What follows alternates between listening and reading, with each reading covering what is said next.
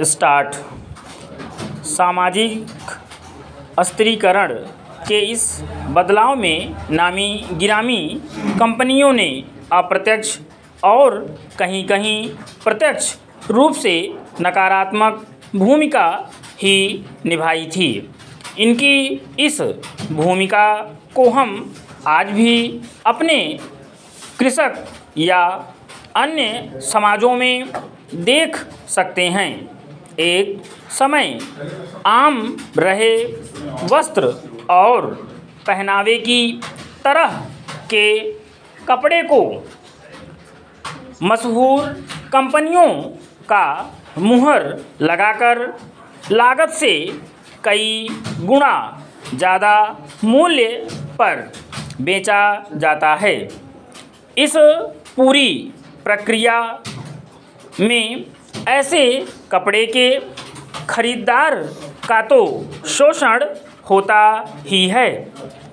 इससे गांव में कपड़े की सिलाई कर स्वरोजगार में लगा दर्जी वर्ग बेरोजगार हुआ।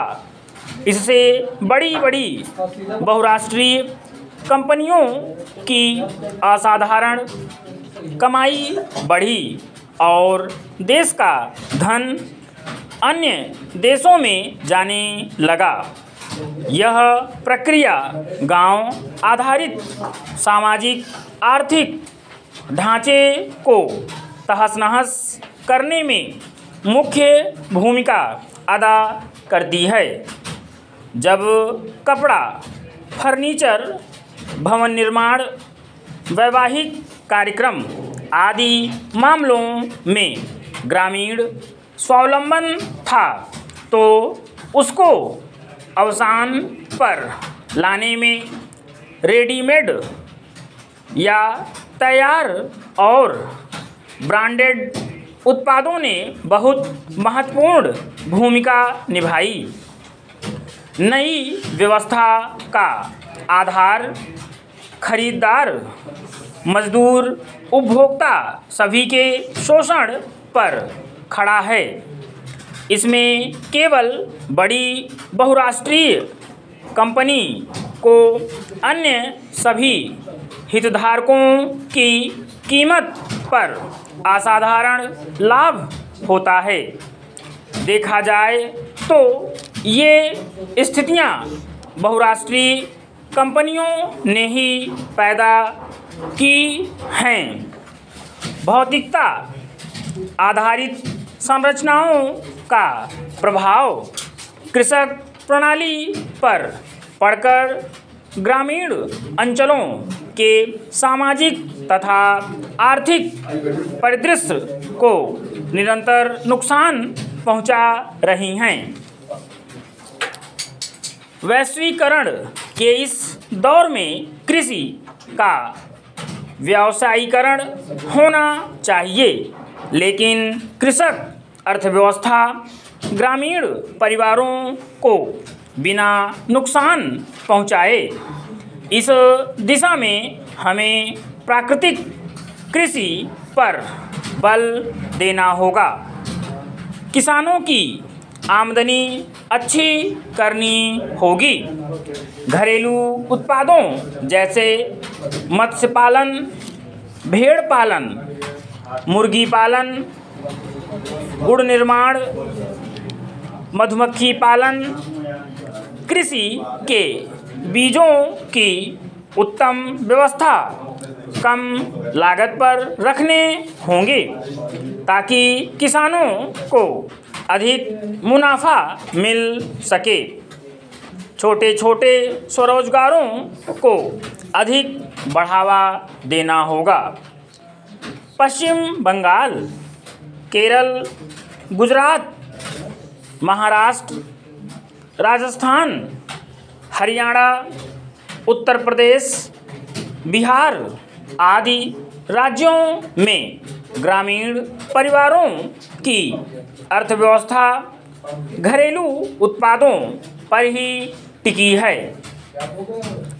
मगर यहाँ के किसान वैश्वीकरण के इस दौर में भूमिहीन श्रमिकों के रूप में बदलने को मजबूर होते जा रहे हैं। खाद्य असुरक्षा और ग्रामीण अर्थव्यवस्था में गिरावट इनकी मुख्य समस्या बनती जा रही है। कृषक बाजार ग्रामीण अर्थव्यवस्था के संदर्भ में क्षतिग्रस्त होते जा रहे हैं। परिवार पहले उत्पादन का केंद्र होता था। एक ही परिवार के सदस्य विभिन्न प्रकार के कार्य किया करते थे।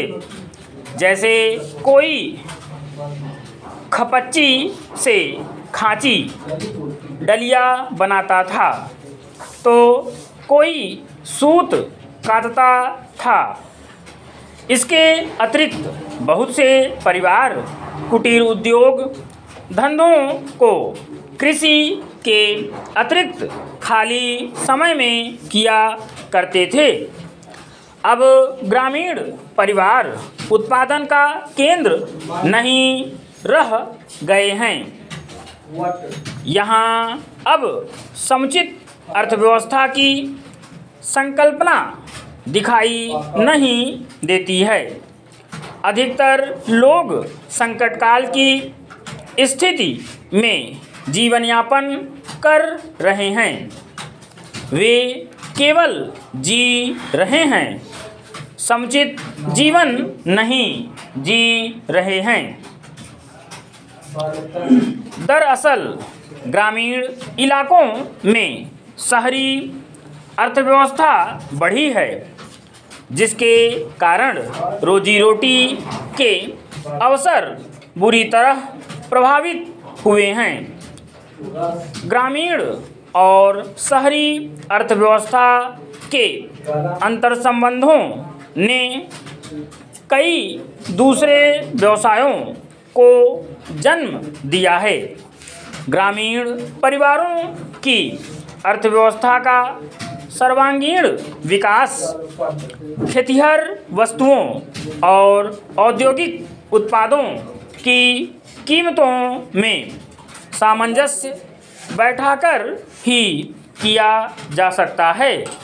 विराम।